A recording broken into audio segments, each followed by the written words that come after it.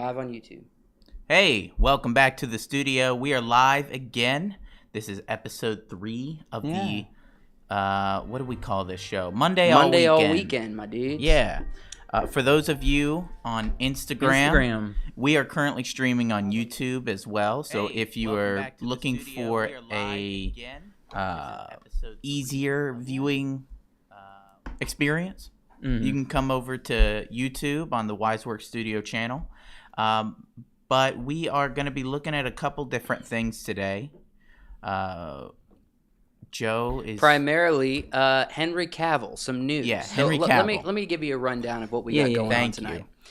Henry Cavill has quit the role as The Witcher. All right. Mm-hmm. On top of that, we're going to be talking a little bit about Andor because surprisingly, it's the new Star Wars series. Surprisingly, I find it to be very good. Yeah. And then we're also going to be reacting to the new Glass Onion poster that was released. It is the sequel to Knives Out. So what do you guys think about that lineup for tonight? Just to give a recap, because I know Instagram can't see Joseph over there. We're talking about Glass Onion. We're talking about Andor. And we're also talking about Henry Cavill. So Henry Cavill recently, after Black Adam came out, what was it, last weekend, the weekend before? I think it was the weekend before. After the movie came out opening weekend, he released a video just thanking the fans, talking about how he's really excited to be playing Superman again and how he's ready to take up that mantle. Yeah. And it's been something they've been working to try to get him back for a long time. Just a really heartfelt video. You can tell that he really appreciates it. And then shortly after, we get the news that he has left The Witcher, and Liam Hemsworth is going to be taking up that mantle. Now, there was a very respectful exchange between the two actors. Yeah, it happened over Instagram, I believe. Henry Cavill said, I've been happy to work on The Witcher. I've been really proud of this character, and I'm excited to see Liam Hemsworth take up the mantle. Liam responds with some other, platitudes, and it was a very nice exchange. But I think we've known that Henry was planning to leave The Witcher for a while. Yeah, he said. I think he said. Hold on. Last season he was leaving. No, yeah, he said last season he was going to be leaving. Did he? He didn't. He did another season. Yeah, so he's had a lot of issues with the way that they have filmed and created the show for The Witcher because he is he's a nerd. He really is. He's a nerd. You got to be to play Superman. He's into this kind of stuff. And so, anytime they give him direction and say, this is what we want the characters to do and to be, he's like, no, that doesn't sound like the source material. That doesn't sound like something that they would do.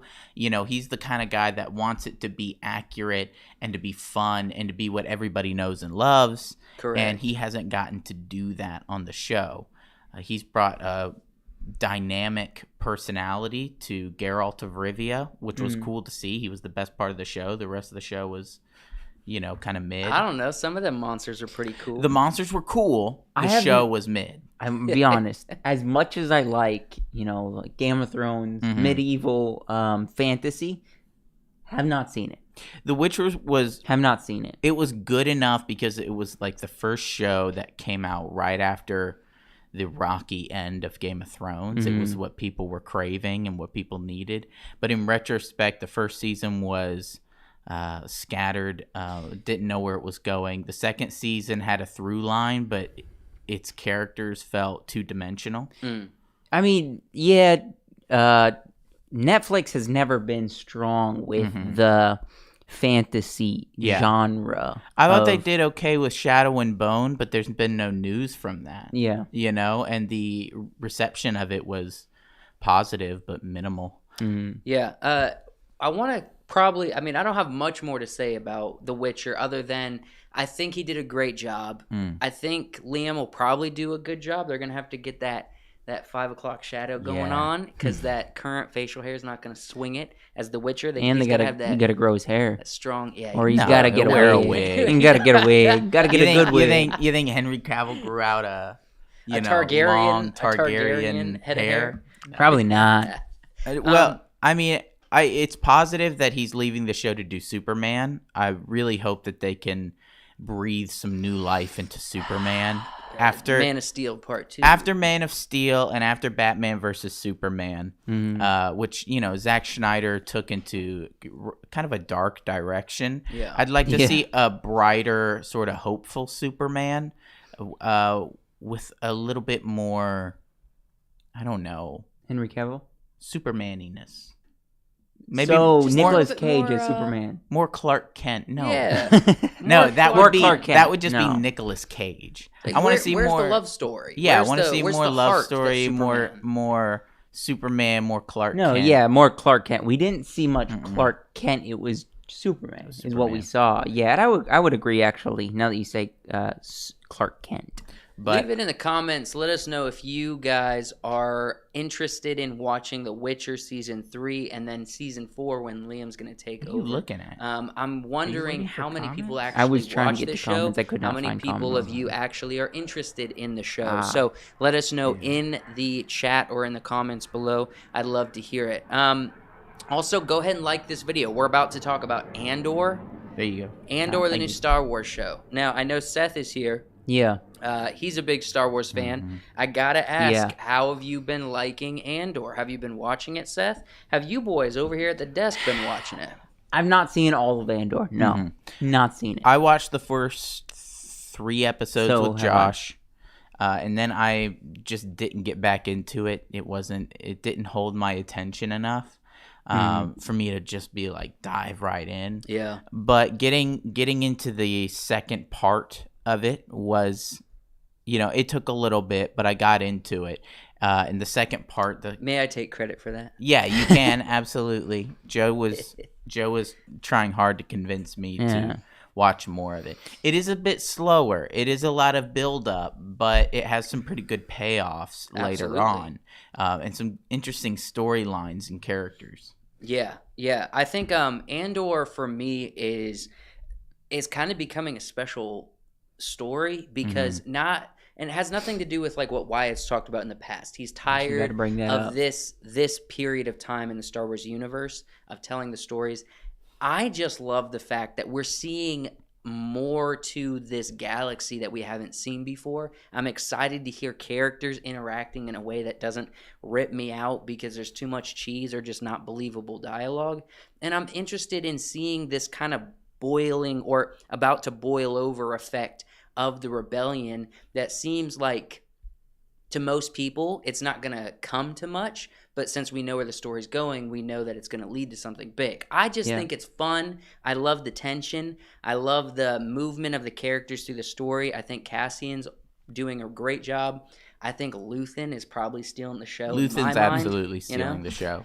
And one other thing is, in the most recent episode, I don't want to spoil anything, but they got Andy Serkis in there. Yeah. And he's really freaking good. He's good. They got Andy? I'm going to have to watch it then.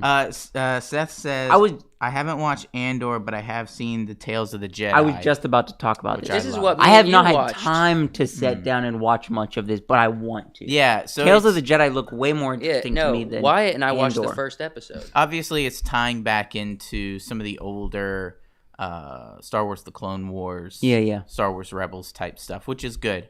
It's good to have a little bit more of that, to see that they are pushing the cartoon content in a positive direction. Yeah. As far as Andor, I think Luthen is my favorite character. Andor, Cassian Andor is kind of boring to me. Everything the way he reacts to just about every situation is what? Huh? What? I don't know. I'm trying to do things. That episode 8, I felt like we got some serious emotion coming off of him. The last one? Yeah, episode 8. Where he's in that position, he's just like, no, you can see panic. No, he's not observing. He's freaking panicking. He is panicking. You can see it. Like he's about to lose it. It's a subtle panic, but it's still it's not as much as I would like. There needs to just be a little bit more. I mean, what's his face who plays Luthen? Skarsgård. Yeah. I don't know his first name. I can't remember it. Older Skarsgård. The father of the Skarsgård family. He Mr. is Father so Skarsgård. good with his micro expressions. Yeah. And I mean, it's Skarsgård. tone and timbre of his voice and how he projects and how he carries himself, that even when he's making small adjustments to his emotions, you can see it. You can feel it in the character. Yeah. But yeah, so I would tentatively recommend Andor. There's a few things that Are they done with season 1 yet? No, I think we got 12 episodes. There's a few things that I would that I may notice, minor things that I pick up on, themes, right? Yeah. Modern themes that they put in there that maybe not everybody's looking for, but it annoys me. And there is one thing that bothers me more than anything else in the entire show. Okay. Yeah. And it's the fact that they have a regular, plain, normal AK-47. They're walking around with an AK-47. It's It's modified. Vintage. It doesn't look. The AK-47 hasn't changed in like 80 years or something like that. Well, at this point, it's going to be It looks the hundreds same. of years. It looks exactly the same. The sight isn't changed. The Yeah. buttstock's not changed. The magazine's everything. exact. It's just a regular AK-47 that But shoots lasers. It shoots lasers. It bothers me to no end. Every other weapon is modified to look like a variant of something we might have. They didn't try to do anything with the AK. Yeah. It's just an AK. Real quick, Seth said that the new Tales of the Jedi show features a young Count Dooku. Ooh, and he that's said it's cool. so good. That might get me to keep watching. I just watched You the only watched pilot episode with 1? the baby I have not Ahsoka. had time to sit down and watch it, but I want to. Yeah, it's episodic, different stories, Yeah. different characters. Real quick, we didn't even 20 get 20 minute minutes. episodes? No, it's like 14-minute episodes. Yeah, it was short. They're real The short. first one Then was I short. Can, yeah, the it's easy episodes to may vary. consume. It's easy to consume. Super that easy point. to consume. Yeah. And I figured they'd be out with the next Bad Batch season. Is that already out? Did I miss it? I think it's out. You talking about season 2? Yeah, It's been They out. don't I'm pretty promote sure. Really? these small Star Wars. I saw like a they don't trailer promote for them. it. The trailer I saw was dope, and I haven't. If there hasn't been another trailer or anyone talking about it, it means it's out, dude. Go and watch it. That's annoying. I wish they would have promoted that more. Yeah. Let's see. What time are we sitting at, Joe? We're sitting around 13 minutes You or want to so. talk about this that I got pulled up? Yeah. Let's go to that. We got Glass Onion. They got a new movie poster that came out this weekend. Showing it full screen right now. Yeah, there's a lot of big name actors in here. For those of you who haven't been following, this is a sequel to the Knives Out movie by So who done it? Ryan Johnson, famous for messing up Star Wars, but made a really good Knives Out film. Mystery. Yeah, mystery movie. I mean, Absolutely. I feel like the thing that made the first one was Daniel Craig, and his performance was so different from anything we've seen Daniel Craig do. Ana de Armas was. She was also in it, amazing too. as a different character than she normally plays, sort of like a timid character who's just kind of going along with everything that's happening and not really getting a grip on anything. Also, nice to see her as not a sex icon in that film. Yeah, well, that's what I meant by a different role than she usually goes Did I for. jump the gun on you? No, I was just being a little bit more subtle, but yeah, what you said. Yeah. So let's take a look at this. Who's all in this poster? That's Edward Norton, right? I'm fella really from, looking forward to Edward Norton. He always somehow just pulls out the performance of that's just it's top notch. You got Fight Club, and then also what was the movie that you showed us where he kind of was playing this dual personality? In a he was trying to play a crazy prisoner, but we realized at the end he was never crazy. He just was playing this character to get off. He's pretending to have dual personalities. What was that, Joe? We watched it with you guys. It's a lawyer film. It was a courtroom drama. Richard Gere. Yeah. Darkness something? No, I can't remember. My brain keeps saying Into the Darkness. Yeah. I know that's about lions. I'll look it up. Keep going. That's Ghost in the Darkness. Yeah. Do we have a cast list? We just got the cast on the on the poster. How about I pull it up? You guys, I'll pull up the cast list for this film. How about that?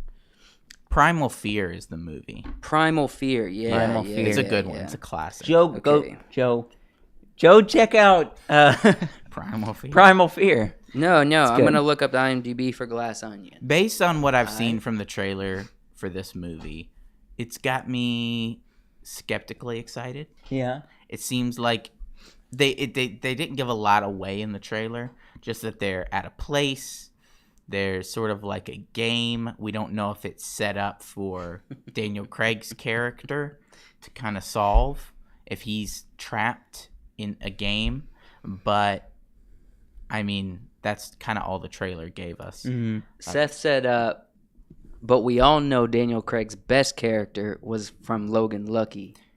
As an explosive I feel expert. Like the Parishes have this, they romanticize. Okay, hold on. For people on the playback, you said the Parish. Okay, Seth Parrish. Seth's Parrish. last name is Parrish. So The Parishes romanticize this movie because it's Charlotte Motor Speedway. I don't know what you're talking about. This is an amazing movie.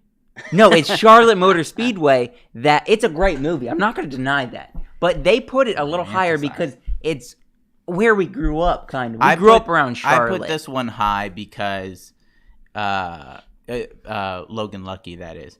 Because it was the first time I saw Daniel Craig play a character that I was that was different and that I was interested in. And then also, I always want to call him Ben Kenobi. He's not Ben Kenobi.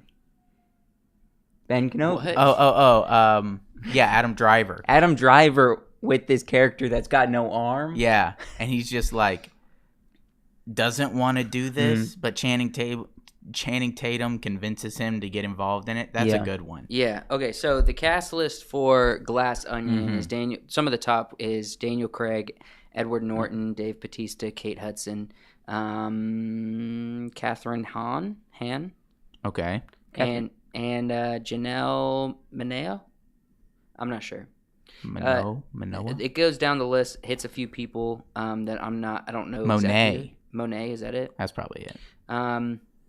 Yeah, there's a bunch of people in this film. Those are a couple of the top. I'm just happy to see Daniel Craig revisit this role that everyone found so charming and fun. You know what I mean? What do you think of Bautista? What as kind an actor? Yeah, Dave Bautista. No, I know who you're talking about. Just as an actor, or what do you think of Dave as in a movie like this, as a character like this? I don't know. I want to see him play a dramatized character because I feel like I've never seen it. I'm not saying there isn't one out there, but he wants to be very diverse with his acting, but I've only seen him play the muscle meathead guy that's the comic relief.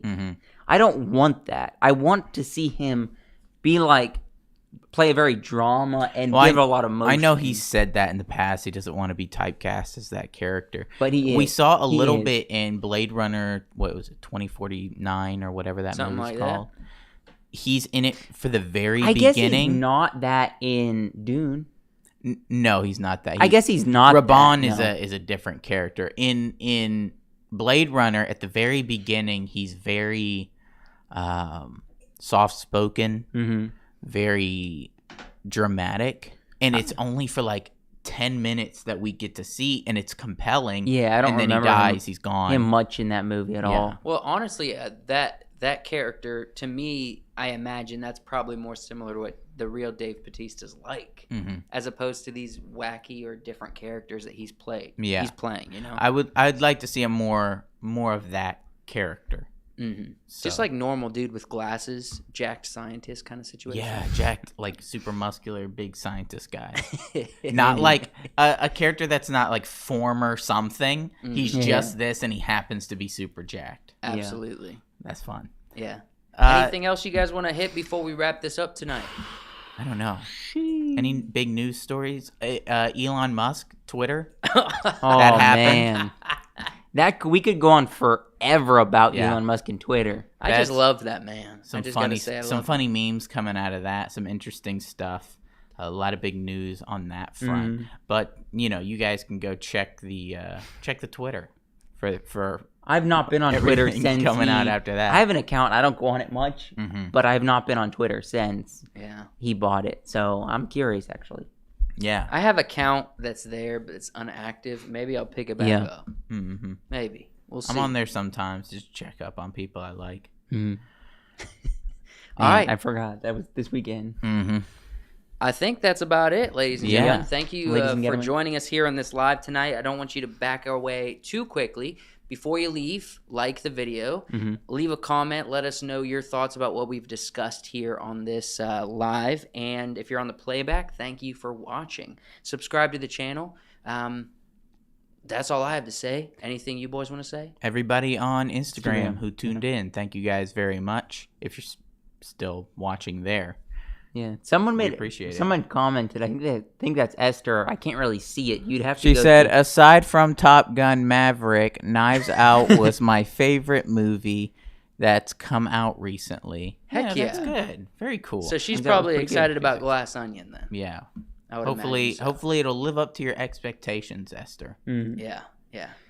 And with that, we'll say see you. Goodbye.